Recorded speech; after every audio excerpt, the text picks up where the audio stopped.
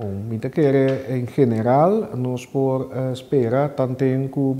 regime do presidente Maduro não está reconhecer e não está aceitando ajuda humanitária da comunidade internacional, que não por pensar la visa é ponificar consequências não para por exemplo, maneira não sai a passar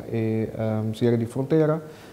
ou outra medida não, por exemplo, impactar nossa refineria e pensei também de nos condicionam, nos pode adelantar, que nos espera tal possível risco não, que nos espera e agora também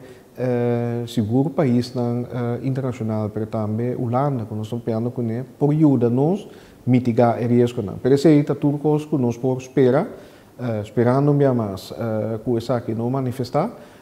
para o caso de refineria, sim, nós podemos adelantar que a refineria para a nossa economia é sumamente importante, é uma condição muito frágil agora aqui, e com nossa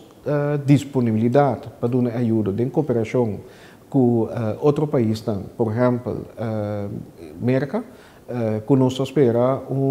apoio também culpa é possível consequência não com o bem de Venezuela, pero através da hora a petição bem nós lo por chega na palavra chona, promete que nós está para dar ajuda humanitária aqui.